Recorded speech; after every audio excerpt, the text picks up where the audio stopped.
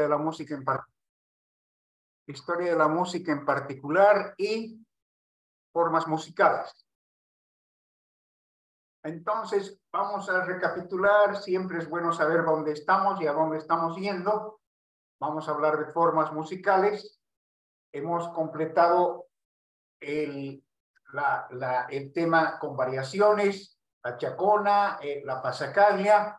Después hemos hecho un análisis del rondó sonata, y después hemos hecho un análisis de la sonatina, y ahora estamos en la forma sonata.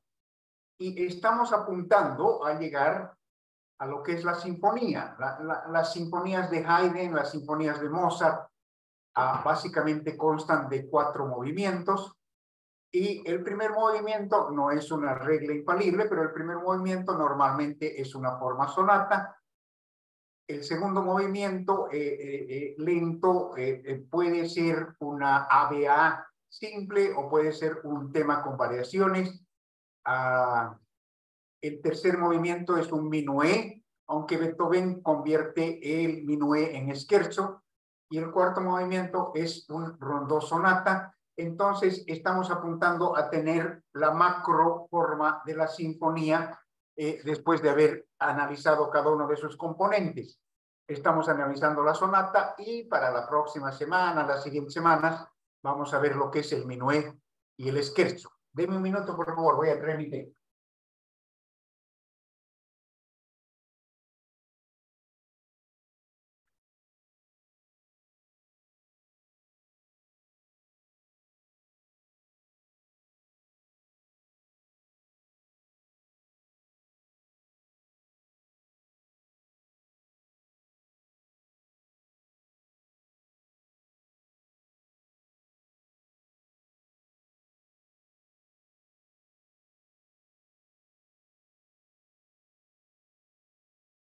Entonces, la forma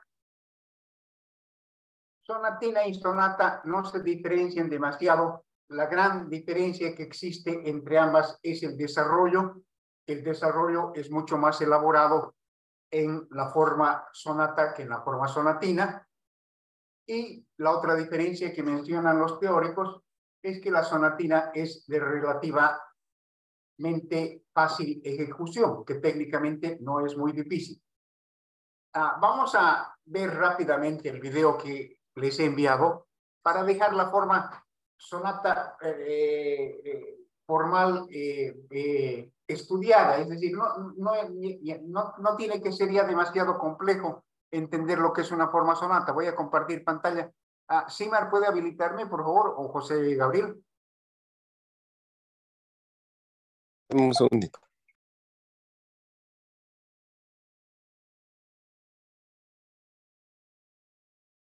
Y ya está. Gracias.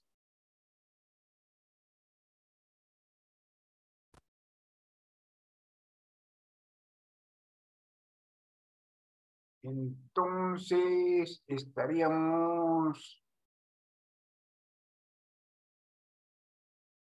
en el análisis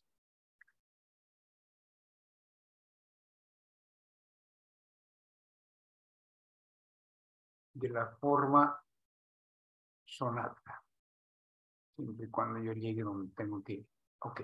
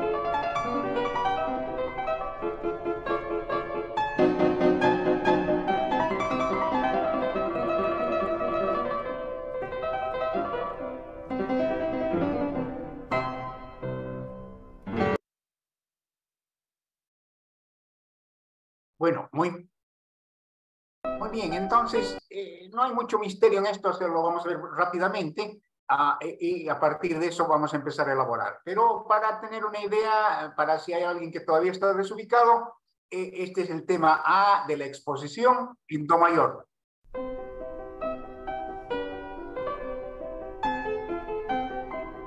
Ese es básicamente el tema A. Y después viene una serie de escalas que sirven de puente para presentar el tema B.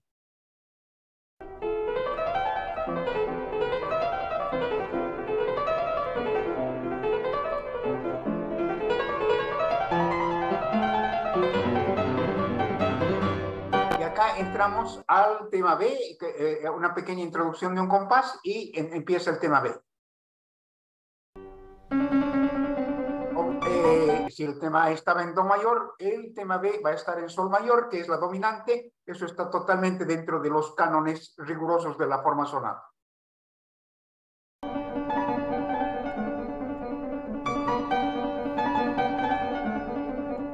Ha terminado el tema B y hay una serie de, lo llaman codeta o como quieren llamarlo, que es para cerrar la exposición.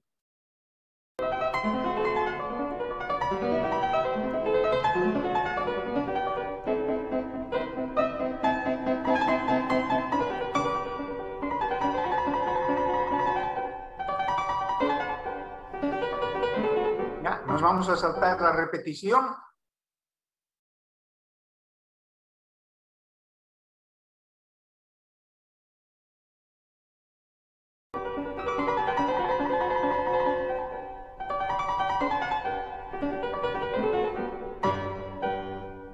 Y acá empieza el desarrollo y lo primero que hace es el cambiar de modo. Estaba en Sol mayor y se pasa a Sol menor y después empieza una serie de modulaciones que son propias del desarrollo. Lo curioso es que no toma ningún fragmento ni ninguna parte de su tema A ni su tema B, sino que utiliza los arpegios de sus enlaces, de sus puentes de enlace como elemento para hacer su desarrollo.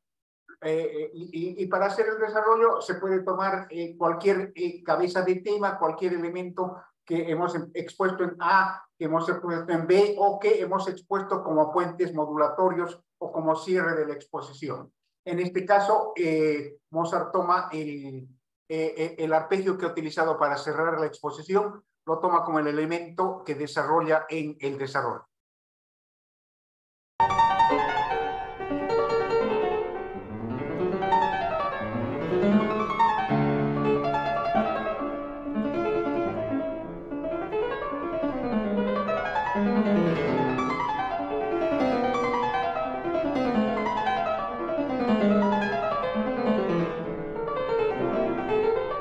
Ok, y acá volvemos a la reexposición y lo curioso es que el tema A lo toma en fa mayor, que es la subdominante de do mayor. Esto no es muy usual en la forma sonata. Normalmente debería haber ido a la menor, que es la relativa menor,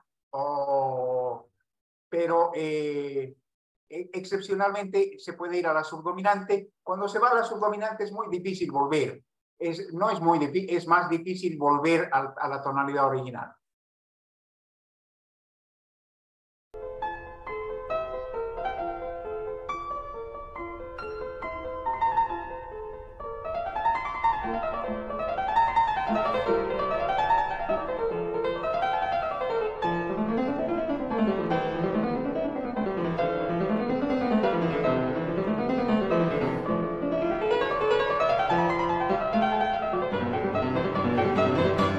Pero ya ha vuelto, porque ahora está en sol mayor, que es la dominante de do mayor, para hacer la presentación del tema B de la reexposición, lo va a hacer en do mayor.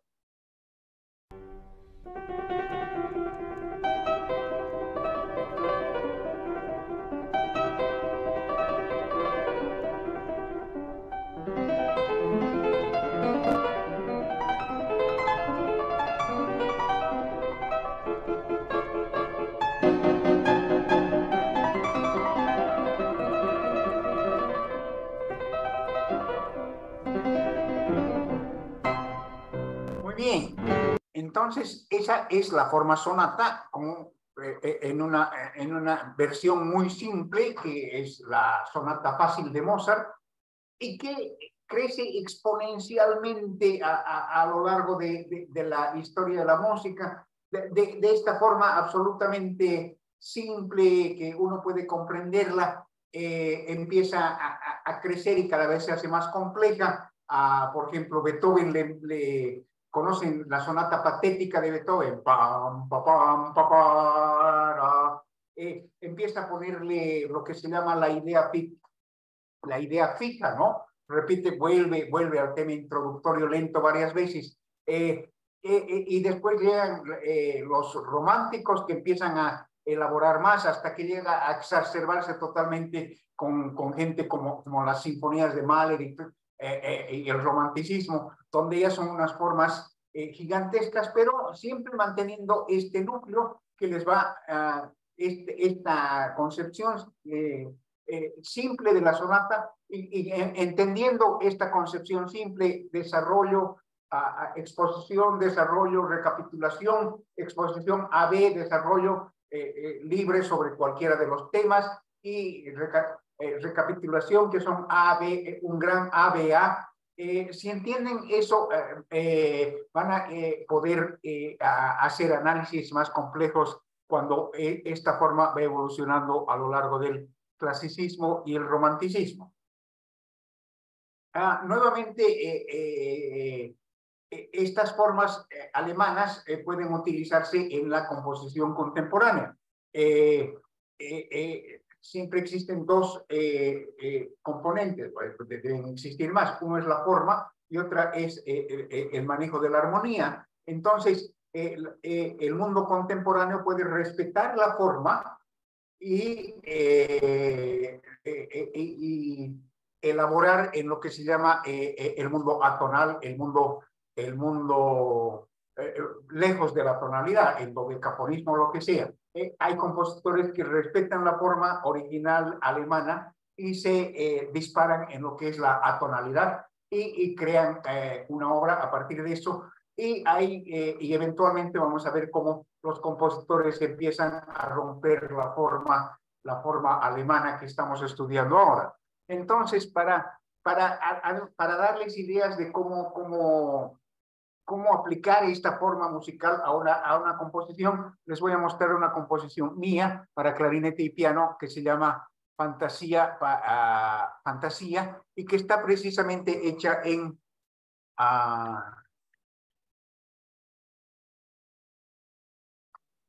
la forma de sonata.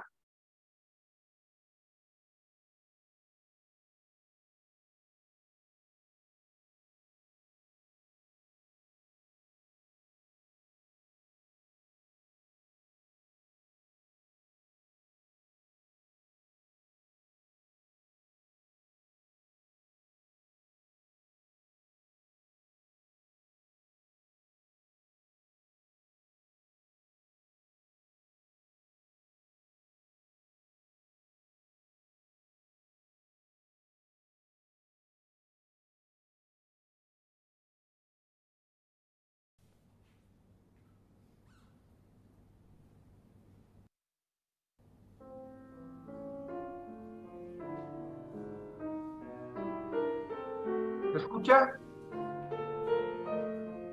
Sí, maestro.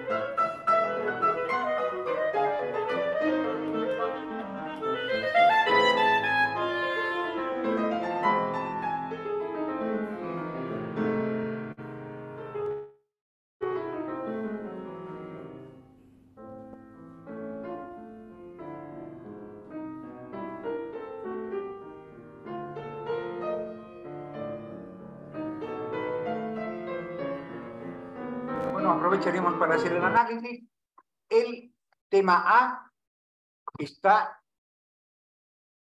en una especie de la menor que no es propiamente la menor. Después les voy a explicar la técnica compositiva, pero el tema A está claramente presentado acá en 9 octavos. Lo presenta el piano con acompañamiento en la mano izquierda y después lo repite el violín y el acompañamiento del piano se sofistica y se vuelve más virtuoso. Y cierra con una pequeña cadencia, siendo totalmente atonal, pero sí se entiende el sentido cadencial. Y entramos al segundo tema, que es B, de la exposición, que tiende a ser tiende a estar en una especie de mi mayor sin estar precisamente en mi mayor. No es tonal, pero está conservando unos centros gravitacionales, si vale el tema, muy similares a los de la sonata, sin llegar a ser tonal. Entonces, este es el tema B, que lo presenta el clarinete, y después repite el tema B el piano, y finalmente cerramos la exposición con esta escala descendente para entrar al desarrollo. El desarrollo toma elementos de la cabeza del tema del tema A y en base a eso hace una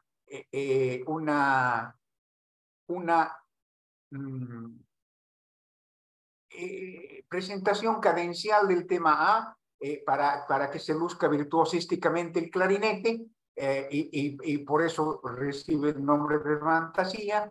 El clarinete tiene una gran cadencia y después de la cadencia del clarinete volvemos a la reexposición. La reexposición está mucho más presentada de forma muy diferente, está mucho más compleja y mucho más virtuosa, pero el tema está ahí presente. No se olviden, don Gustavo Navarre, mi maestro, el maestro Edgar, todo, hay que presentar lo mismo de manera diferente. Hay que decir lo mismo, pero pintarlo con diferentes colores y de esa manera se crea variedad en la unidad. Acá viene el tema B, que lo está presentando, el tema A, que lo está presentando el piano, y después viene el tema B en una especie de do mayor. No se olviden que en la anterior, arriba estaba en mi mayor, que en la menor, o sea, está guardando relaciones tonales sin ser tonal en absoluto, porque no respeta la escala tonal de tonos y semitonos, como así la conocemos. Entre el tema B con el clarinete, lo van a reconocer fácilmente, y después viene una coda donde se explora sobre todo, se sigue explorando el tema A, pero ya de una manera más, incluso más virtuosa, para terminar con una coda, el movimiento. Vamos a seguir escuchando a partir de esa explicación y traten de, cuando escuchan ahora, tener la forma totalmente, entender lo que está ocurriendo en cuestión de forma en la obra, ¿ya? Y después les hago una pequeña explicación de cuáles son los mecanismos armónicos, etcétera, para construir algo así. ¿Dónde estamos? Me pierdo a cada rato.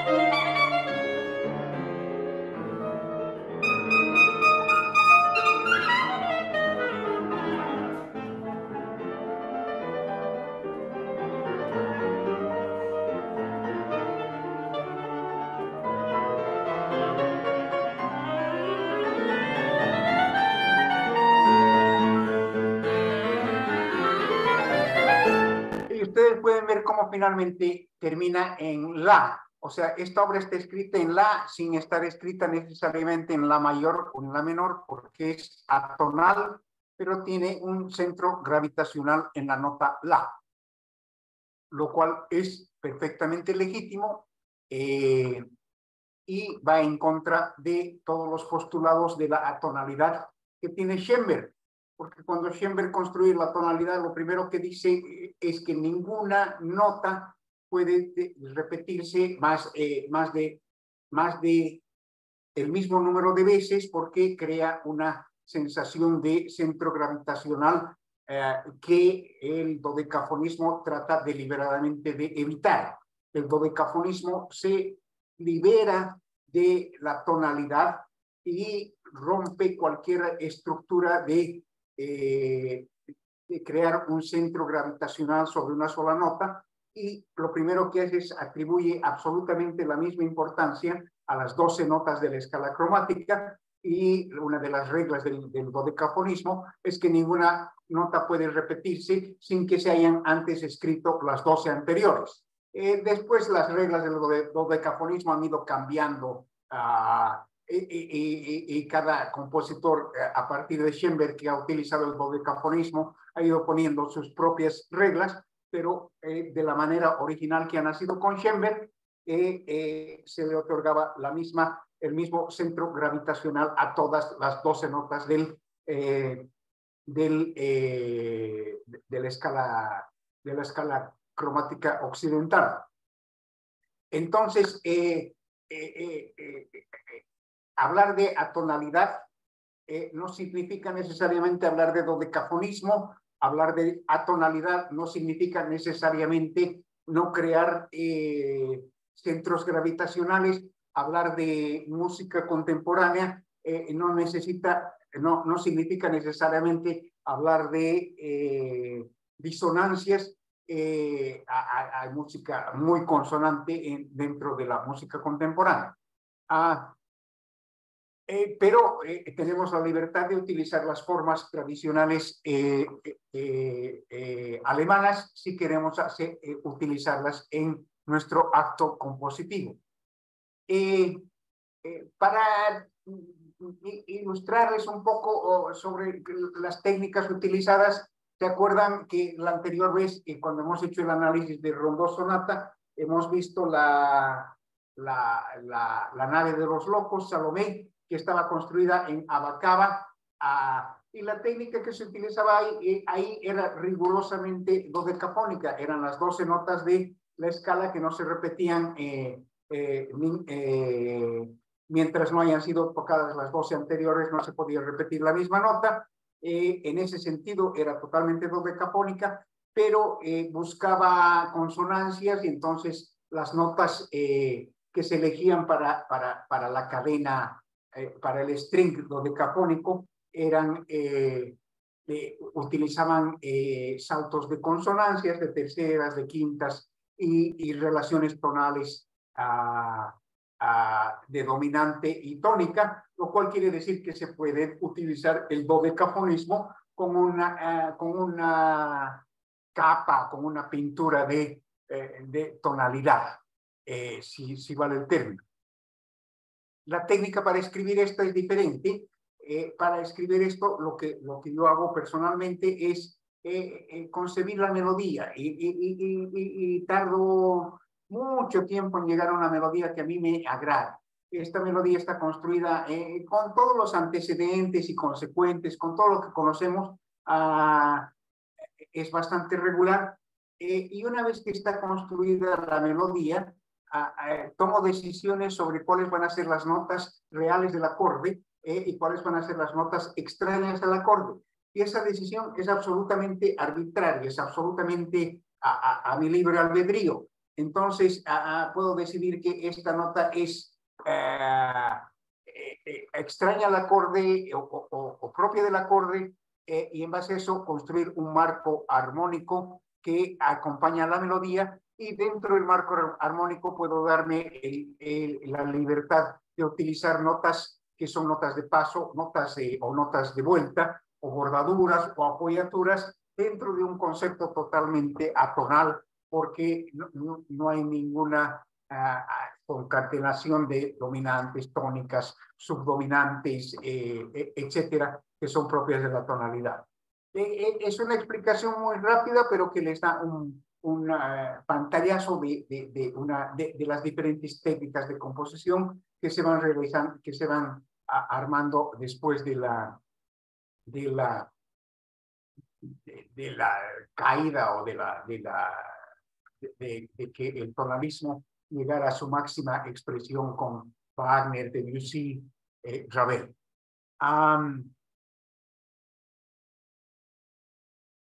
Entonces hemos llegado al tema a sonata.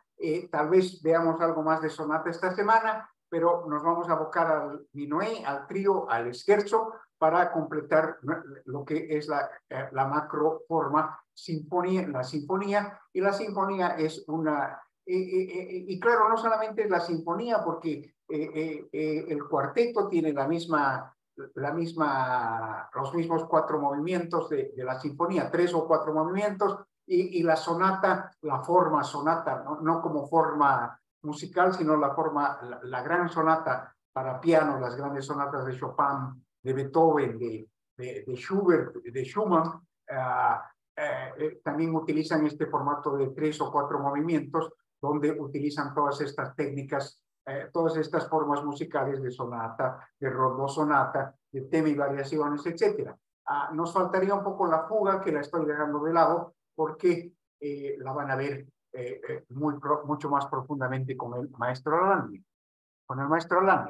Esa es nuestra figura completa de la clase de formas musicales. Si alguien tiene una pregunta, este es el momento para hacerlo, y si no, despachamos esta parte de la clase y entramos a donde hemos quedado en lo que es la historia del pensamiento humano y la historia de la civilización occidental. ¿Alguien tiene alguna pregunta? Bueno.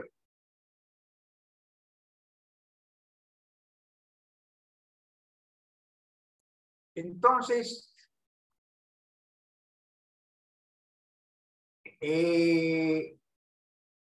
hemos pasado la Edad Media, hemos llegado al Renacimiento. Desde el punto de vista del pensamiento humano, hemos empezado por San Agustín, Santo Tomás, y hemos llegado al racionalismo, a Francis Bacon, y Francis Bacon está por allá por el año 1650, y estamos explorando todo lo que es ese periodo del Renacimiento, que es el principio de la Edad Moderna,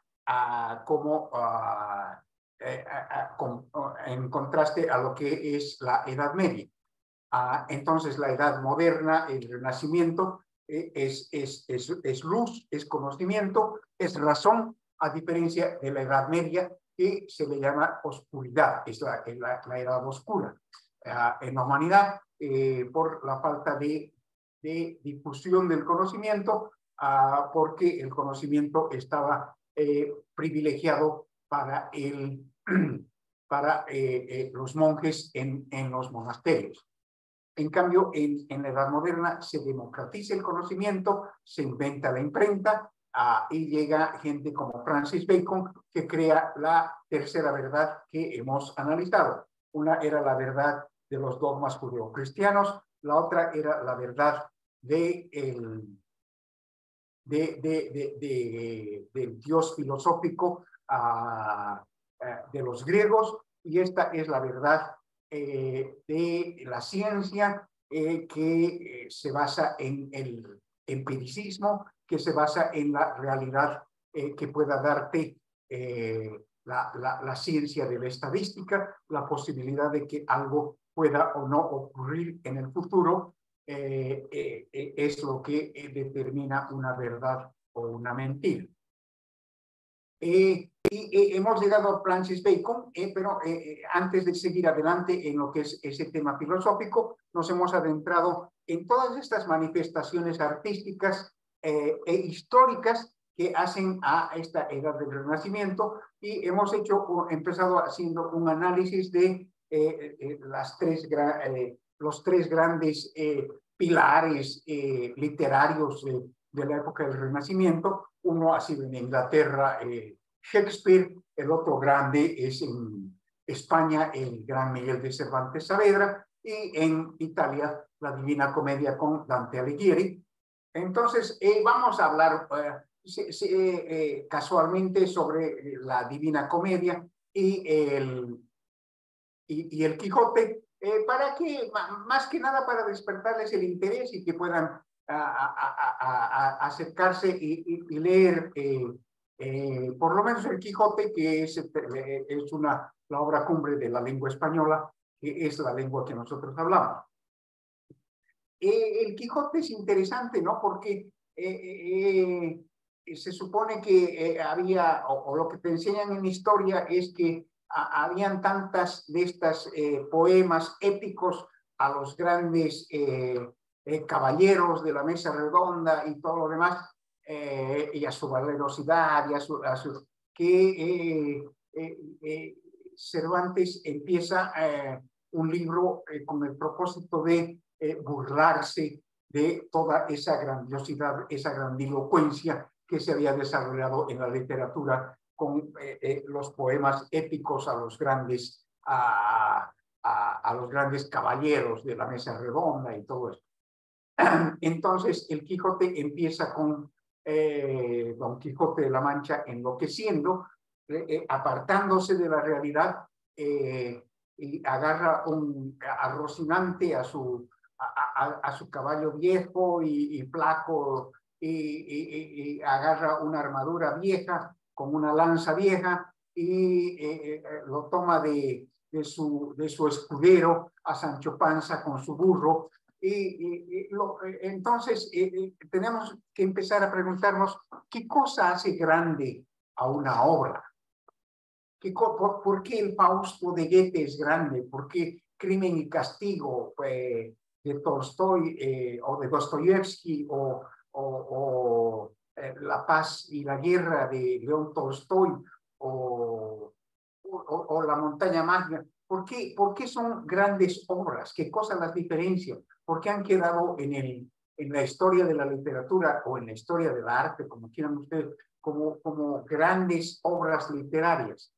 Y a esa pregunta me quiero aventurar una respuesta diciendo que estas obras utilizan grandes simbolismos. Sus personajes representan simbolismos profundamente enraizados en el consciente colectivo de la civilización occidental. Y entonces, al tener estos fuertes simbolismos, se apegan a la inconsciente del ser humano, del que los lee, y otorgan un gran entendimiento, una gran comprensión sobre lo que es el alma humana, sobre lo que es las bajezas o las envidias o las cualidades o las espiritualidades y bondades del alma humana. Reflejan profundamente a través de símbolos las particularidades buenas y malas del ser humano. En el caso del Quijote,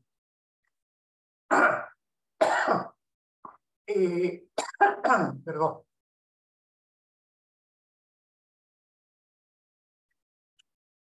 Estábamos analizando por lo menos dos interesantes simbolismos que podríamos encontrar en el Quijote, ¿no? La relación de Cervantes con el Quijote. Dicen que Cervantes, no dicen, lo llaman el manco de Lepanto, si es que correctamente recuerdo. Lo encarcelaron y el Quijote fue concebido en la cárcel. Eso es lo que yo entiendo, lo cual quiere decir que de alguna manera Cervantes se estaba liberando de toda lo que representaba el mundo en el que estaba viviendo, y estaba creando un personaje totalmente enloquecido para burlarse de la realidad en la que estaba viviendo. La realidad personal, que significa estar preso, y la realidad social, que significaba estar en un ambiente renacentista, donde había una evolución del conocimiento, de la razón, pero acompañada con actitudes de la sociedad que vamos a ir analizándolas más tarde. Entonces, la antítesis de El Quijote en la misma obra es Sancho Panza, porque Sancho Panza es el más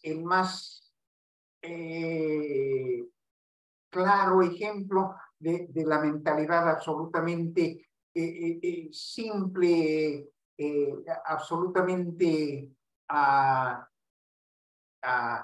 lógica, que no entiende de filosofías, que no entiende de grandes pensamientos, que no entiende de razón, de nada, y que su existencia es absolutamente real en el mundo que vive,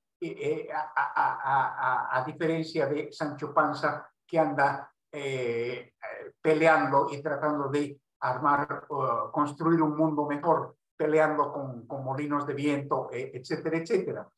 Dos simbolismos grandes en el Quijote de la Mancha serían, uno, lo pueden tomar o no como simbolismo. Ayer estábamos pensando en qué significa la pelea con los molinos de viento. Por ejemplo, detrás de la pelea de los molinos de viento tiene que haber un arquetipo, una profunda idea universal para que la historia de los molinos de viento haya perdurado durante 4 o 5 siglos y esté metida en el inconsciente, en el conocimiento de todos nosotros. O sea, todos hemos escuchado la famosa historia de los molinos de viento y cómo Sancho Panza agarra su lanza y se lanza contra lo que él ve. No son molinos de viento, lo que él ve son gigantes que le ha mandado un gran enemigo que tiene, y que están dispuestos a venir a atacarlo y matarlo, y él les planta pelea. ¿Qué puede significar los molinos de viento para que el Quijote, simbólicamente, qué cosa puede significar los molinos de viento para que Don Quijote o Cervantes les tiren una gran batalla y quieran destruirlos? Y de hecho no puedan, porque termina totalmente magullado el Quijote después de enfrentarse a los molinos de viento. Y la teoría que podemos desarrollar de ahí es que los molinos de viento representan el inicio de la industrialización. Los seres humanos que han terminado de la Edad Media a través de el uso de la energía eólica, creo que se dice, la energía que se produce a través del viento, están empezando a lo que después va a ser la revolución industrial. El ser humano está empezando a conquistar el uso de la energía. Conquistar el uso de la energía es lo que va a permitir el increíble desarrollo de la civilización occidental. Hemos pasado por la energía de los molinos de viento, hemos ido a la energía del vapor que ha traído la locomotora y los barcos que se manejaban a vapor, y después hemos ido a la energía de la gasolina, del petróleo, y hemos descubierto la energía nuclear, etcétera, y la energía hidráulica, la que nos da el agua. Pero en el manejo de la energía es donde ha nacido la civilización, se ha producido la impresionante evolución de la civilización occidental, que nos ha llevado a nuestros días, ¿no? En donde tenemos comunicación instantánea, viajes a la luna, viajes espaciales, y una capacidad de movernos a la velocidad, por encima de la velocidad del sonido, y a velocidades impresionantes. Entonces, de alguna manera, si ustedes quieren, y si no lo ven muy forzado, el Quijote estaría enfrentándose a esa evolución de la civilización occidental que junto con todo lo bueno que ha traído una cantidad de desgracia, hambre y desequilibrio medioambiental que estamos sufriendo severamente hoy día y que no tenemos ningún esquema ni ningún plan claro para superarlo. La energía nos está empezando a ser una amenaza muy seria para la persistencia de la especie humana en el planeta. Entonces, si quieren, toman esa interpretación simbólica, si no quieren, no la toman, pero lo que estoy tratando de mostrarles acá es que detrás de cada una de estas historias no es la historia simple como la ve Sancho Panza de unos molinos que mi amo Quijote está loco y son molinos de viento, porque lo que ve el Quijote es muchísimo más de la monstruosidad que lo va a destruir, que va a destruir el idealismo, que va a destruir el deseo de hacer bondad y de pelear por la justicia y la paz en este mundo. Y entonces ustedes pueden leerlo como Sancho Panza o pueden leerlo como el Quijote. Y no solamente el Quijote, pueden leer una gran cantidad de obras. El Fausto de Goethe, las hemos ido mencionando, y las pueden leer como Sancho Panza, con un loco que se está enfrentando a unos molinos de viento, o pueden construir todo un simbolismo detrás de eso que significa que le da un sentido mucho más profundo a la obra. Y esto es característico de todas las obras. La que se me viene a la mente es La flauta mágica de Mozart, que se distingue por ser una de las obras cumbres de todo ese movimiento gnóstico, masónico, de los que siempre se ha estado moviendo en contra del judeocristianismo en la historia del arte y en la historia de la humanidad. Otro de los grandes arquetipos que tiene el Quijote es la Dulcinea, ¿no? Y la Dulcinea está presente en una gran cantidad de obras y refleja este sentimiento, este sentimiento que tenemos la civilización occidental y también las civilizaciones orientales de rendir de la existencia de la mujer perfecta, ¿no? De la mujer como el origen de la vida, de la mujer como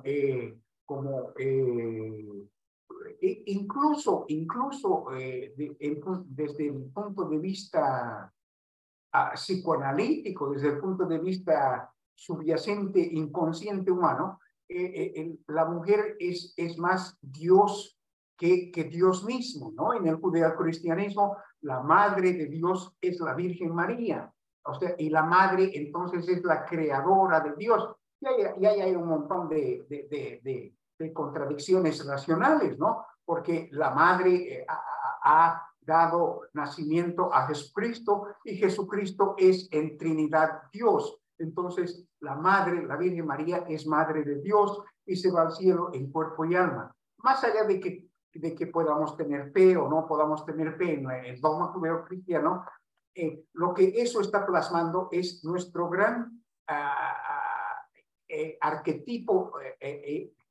Tengo que explicar la palabra arquetipo, porque la estoy utilizando demasiado. La palabra arquetipo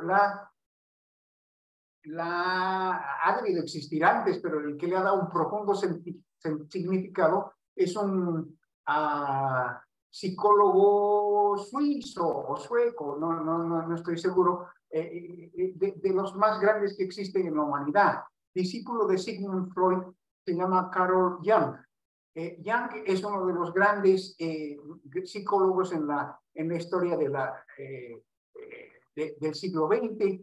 ha escrito unos libros esotéricos de unas dimensiones impresionantes. Tiene un libro rojo famoso en el que ha escrito y ha dibujado, y grandes estudiosos siguen estudiando el libro rojo de Jung porque todavía no lo comprenden.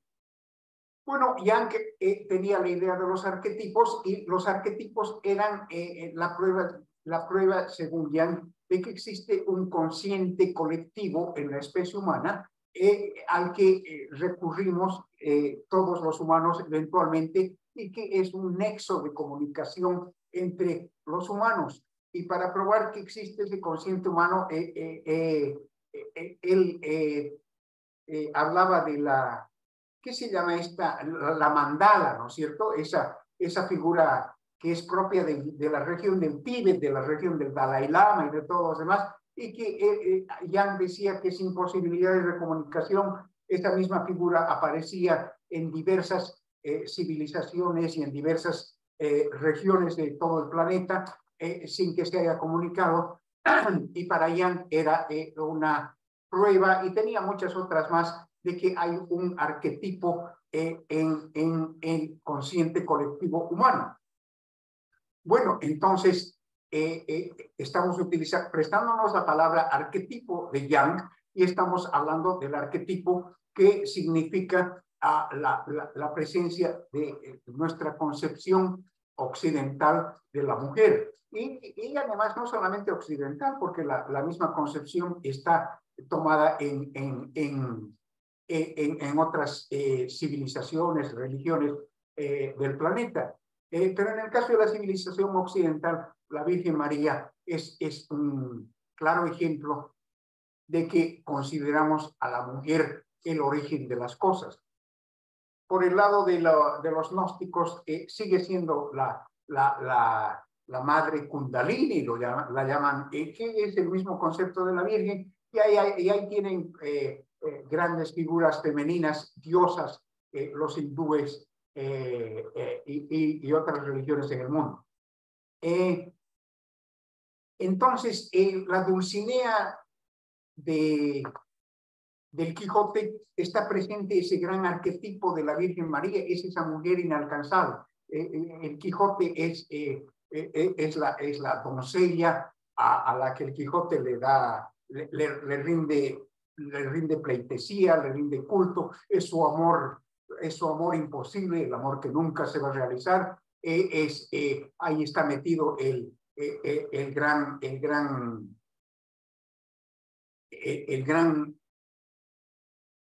concepto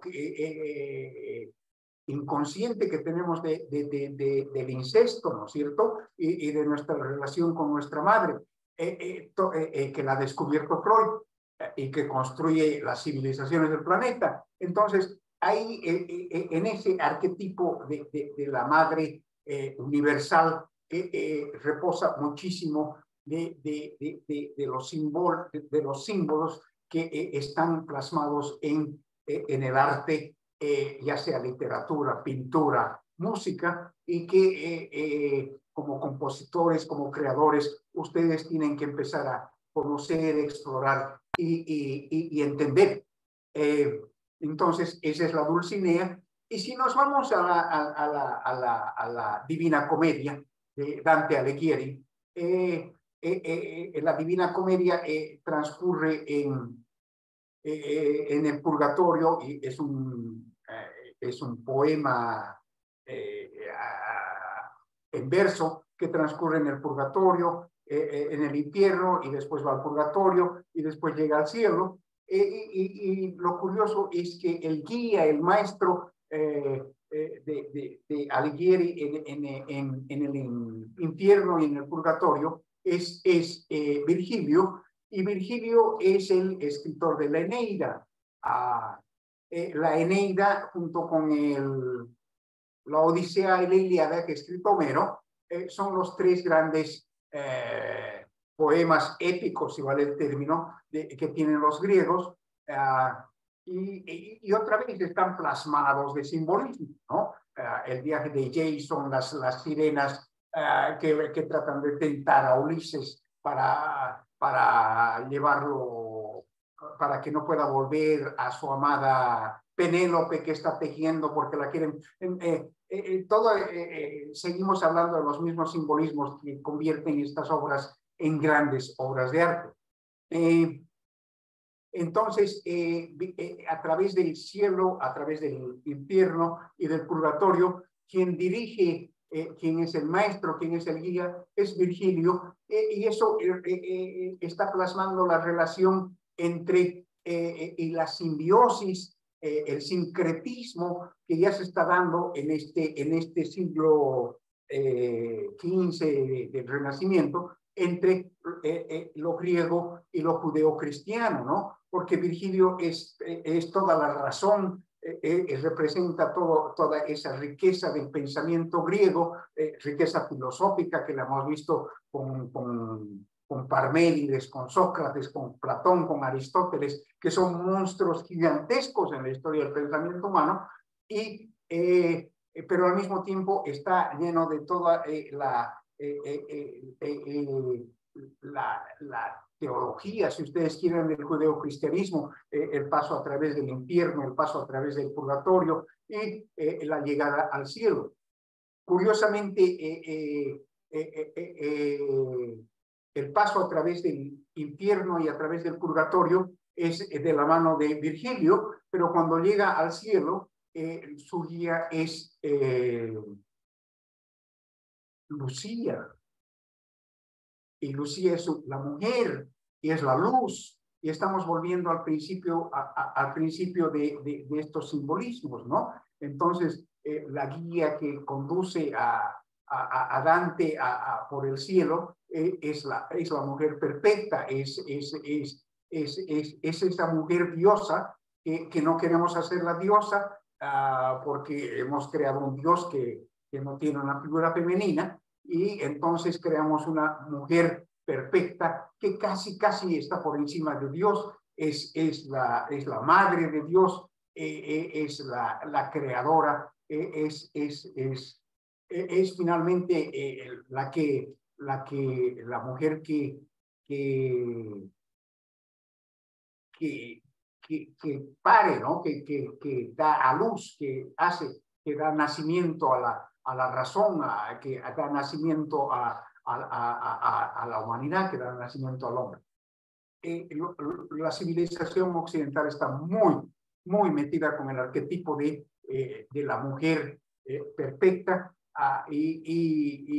porque la Virgen María es un arquetipo o un dogma o una verdad de fe, como quieran ustedes, muy metida en la civilización occidental y está y tiene mucho que ver con nuestras decisiones y los actos y nuestros actos, y eso está muy relacionado con todo lo que es el pecado original y el incesto y el complejo de Edipo, el complejo de Yocasta, que después lo van a analizar los grandes psicoanalistas como Sigmund Freud y este mismo Carl Jung del que estábamos hablando. Bueno, así medio en mixtura, medio en arcoíris, les he dado una tremenda visión de lo que es el Quijote, de lo que es Cervantes, de lo que es Shakespeare y de lo que es la Divina Comedia, pero lo que más estamos haciendo es matizar todo lo que está ocurriendo en este mundo renacentista después de los 15 siglos de oscuridad de la Edad Media. Entonces, vamos, ¿qué hora es? Ya, unos 10-15 minutos más vamos a seguir hablando de lo que está ocurriendo en la Edad Media, ¿no? Y hay otros libros que son famosísimos en la Edad Media, ¿no? Y hechos históricos. Hemos conversado sobre la familia Borgia, ¿no? Habían varias familias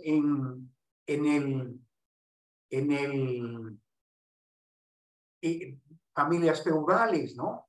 Que además eran patronos de las artes. Y Borgia es una familia famosa porque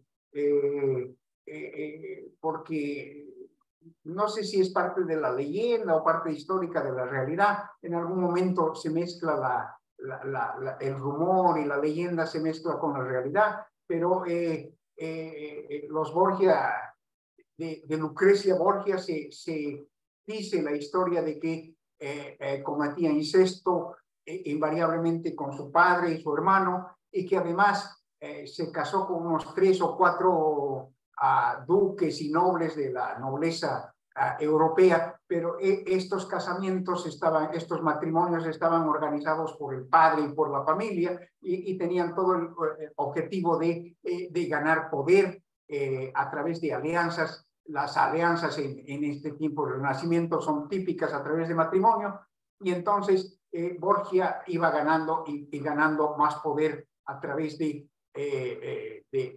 estos matrimonios, y se fue encubrando hasta conseguir que 2 personas de la familia Borgia puedan llegar a ser papas, y se rumorea, más allá de la realidad o muy en la realidad, de que había muchos asesinatos y muchos envenenamientos de por medio. La mitad de los, en exageración, si ustedes quieren, al cuerpo de cardenales, la mitad de ellos, o un grupo de ellos, los conquistaba Lucrecia Borgia, a otros los compraban, y a los que finalmente no podían comprarlos ni conquistarlos ni seducirlos, los mataban con veneno. Es muy famoso, en leyenda o no, el anillo de Lucrecia Borgia, porque era hueco y siempre llevaba veneno dentro de su anillo. Es una historia de, ¿cómo se llamaba? La Guerra de Tronos, pero una historia de la Guerra de Tronos, pero absolutamente real, y es fascinante. HBO tiene una gran serie, no sé si la han visto, que se llama precisamente Los Borgia. Entonces, los Borgia están ahí. César Borgia dice que ha inspirado a Maquiavelo a escribir El Príncipe, y El Príncipe es una obra cuando es tan importante en la historia que cuando hablamos cuando ha quedado plasmado en palabra, ahora tenemos la palabra maquiavélico, que expresa la habilidad para manipular mañudamente, malosamente al prójimo, para obligarlo a hacer lo que tú quieres.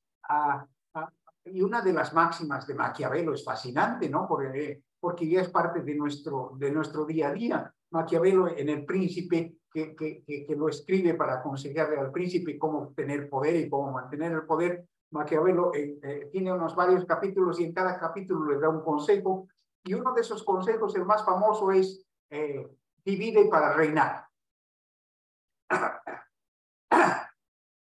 Divide para reinar, que es un poco lo que está ocurriendo en nuestra realidad, ¿no? O sea, estamos totalmente divididos entre cruceños y paseños, entre amazónicos y andinos, y esta división está alimentada, pareciera incluso como una intencionalidad, porque fortalece el poder reinante, y en vez de fortalecer esta división, el político hábil debería tratar de eliminarla y de crear una unidad entre los bolivianos para combatir el poder. Pero no hay tal. Estamos alimentando sistemáticamente la división entre bolivianos, y esa, de acuerdo a términos maquiavélicos, de acuerdo al Príncipe de Maquiavelo, alimentando esa división, estamos empoderando al que promueve esa división. Tómenlo como tesis, o lo tomen como algo falso, no es motivo de discusión. Es solamente ilustrar a Maquiavelo y el Príncipe en lo que es la vida actual. Pero Maquiavelo sí ha existido, y sí ha existido el Príncipe, y Maquiavelo sí ha sido un asesor brillante para mantener estas hegemonías de poder durante el Renacimiento. Hay un personaje en el Renacimiento muchísimo más fascinante que Maquiavelo y que los Borgia, es el rey Enrique VIII, conocen la historia del rey Enrique VIII y sus 6 esposas. Es fascinante porque hemos conversado de Martín Lutero y de todo el movimiento cismático de la reforma protestante, y hemos visto, vamos a volver a eso, pero para terminar el pensamiento de la influencia de...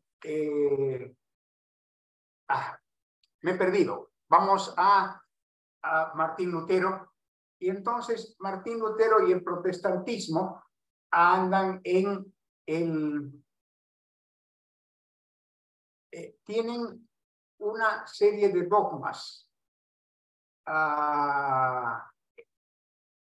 y se lanzan contra el dogma judeocristiano, y Martín Lutero tiene bastante éxito en crear ese cisma, pero hay razones políticas que apoyan ese cisma.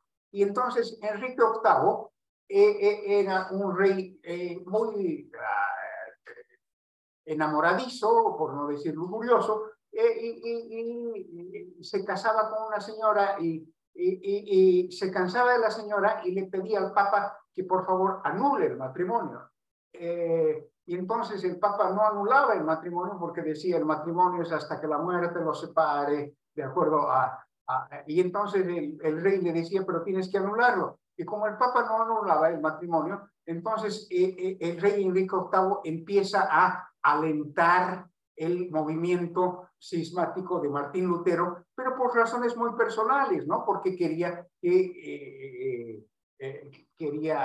obligar al Papa a declarar nulo su matrimonio. Entonces, cuando el Papa no declara nulo su matrimonio, tiene al final 6 esposas, a una la mata, a otra la hace decapitar, a otra la envenena, todo con el propósito de que se enamoraba de otra mujer, y entonces tenía que deshacerse de la anterior, y no tenía ningún problema en hacerla decapitar o envenenarla o desterrarla. Entonces, Enrique VIII es un personaje realmente divertido y siniestro en la historia del Renacimiento, pero más que todo estos movimientos cismáticos de Martín Lutero está alimentado también por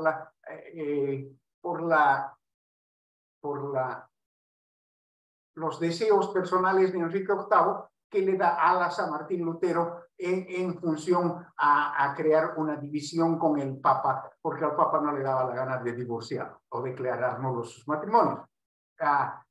Y seguramente habían un montón de vectores de intereses políticos, de intereses de poder, intereses monetarios de por medio, que definen la separación del Papa de la Iglesia Católica, y fundan todo lo que es la Iglesia Luterana, el protestantismo. El protestantismo, desde el punto de vista estrictamente filosófico, hay los 20 y tantos enunciados que publica Martín Lutero, pero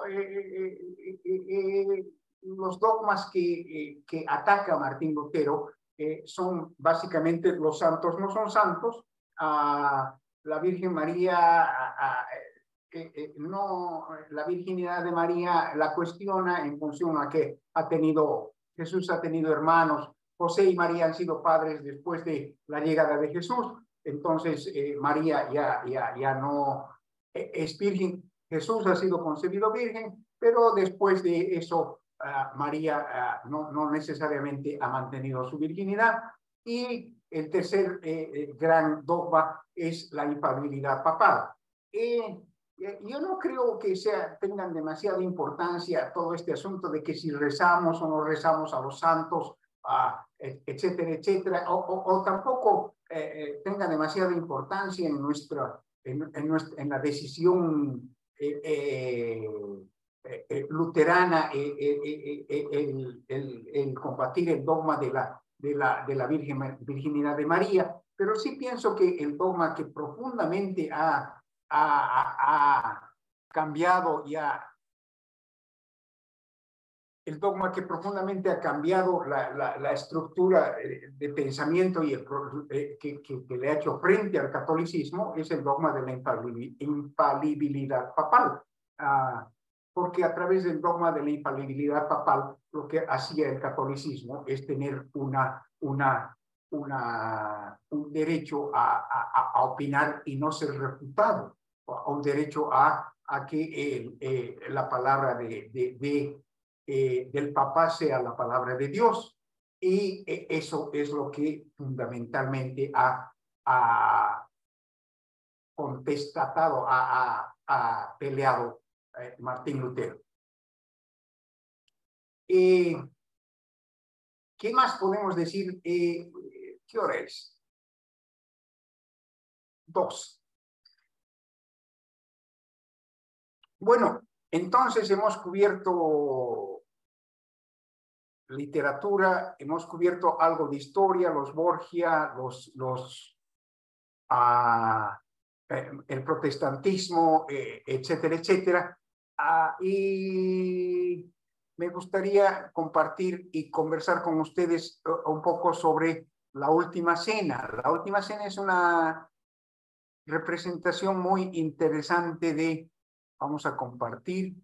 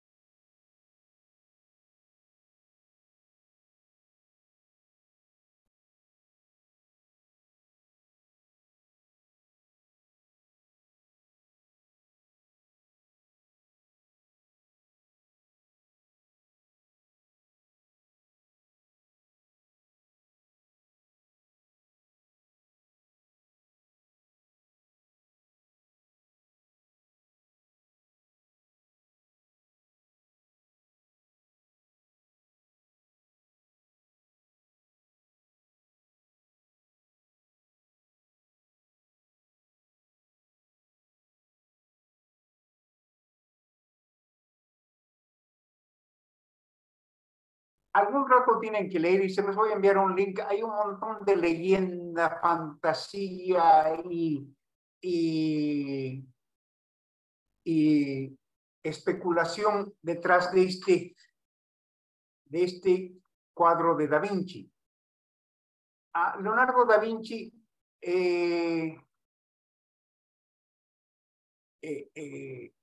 es conocido junto con Platón, son los dos conocidos como los grandes idealistas, ¿no? Los grandes, ¿se acuerdan la división entre Aristóteles y Platón?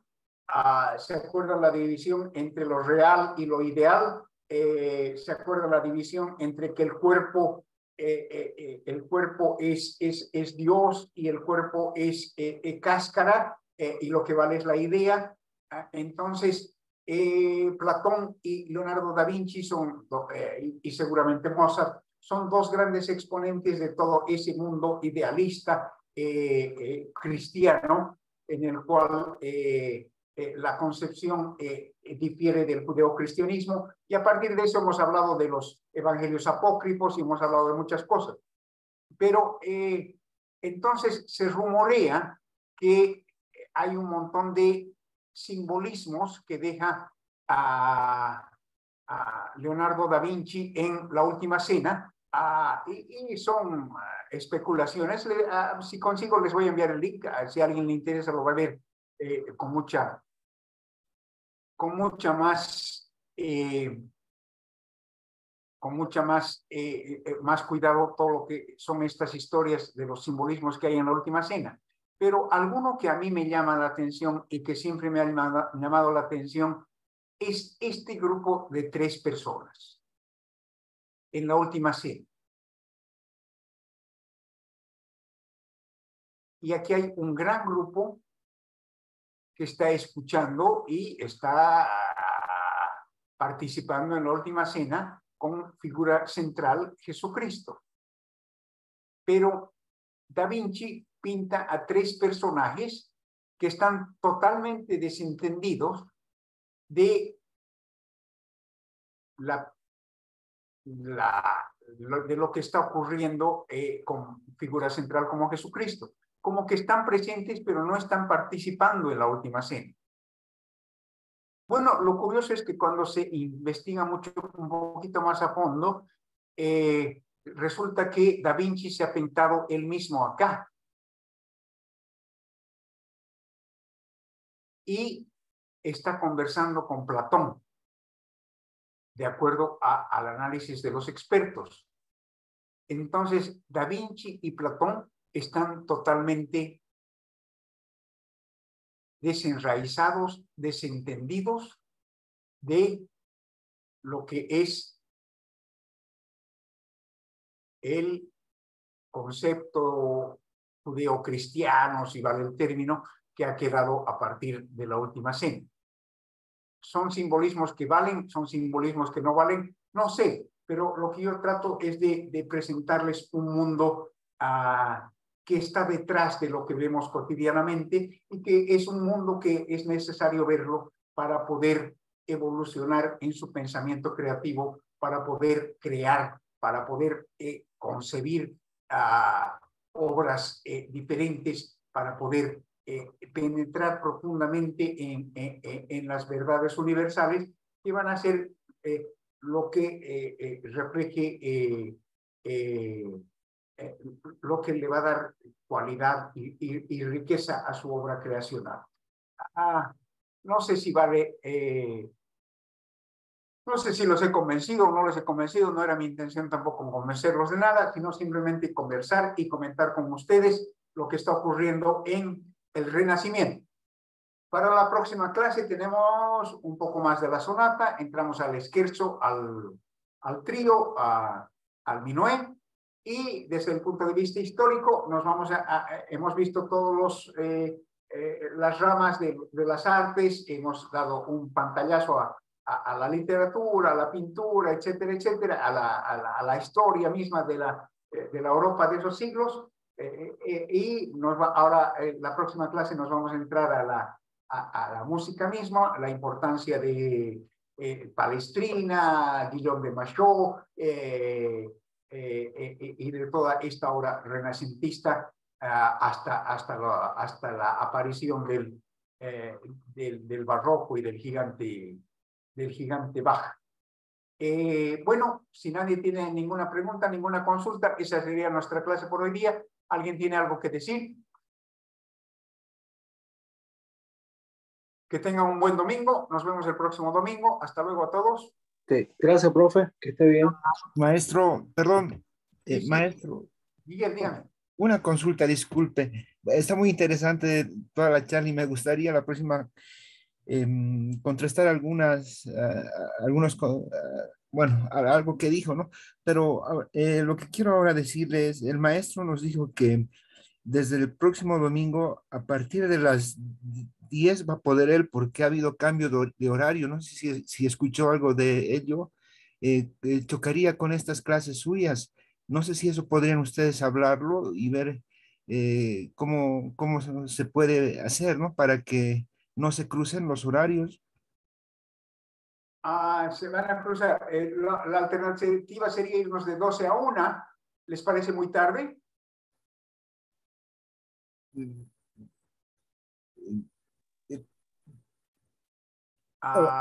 En este momento somos 14 personas conectadas, maestro. No sé si habrán más personas que se conectan a la clase de usted. No, según eso, quizás, y según el tiempo suyo, ¿no? Ver, quizás sería bueno que primero hablen usted y el maestro Alandia y después nosotros ver si nos podemos acomodar a los horarios de ustedes. No hay mucho donde ver, Miguel, con el maestro Landia. El maestro Landia va a ocupar los domingos de 10 a 12, entonces tenemos dos alternativas. Nosotros hacemos nuestra clase de 9 a 10 o la hacemos de 12 a 1. Vamos a votar públicamente en el grupo de WhatsApp y la mayoría manda, ¿ok? Perfecto, maestro, está bien. Listo. Entonces, nos vemos el próximo domingo. Que estén bien. Chao, chao. Gracias. Gracias, Gracias, maestro. Chao. Hasta luego, maestro. Hasta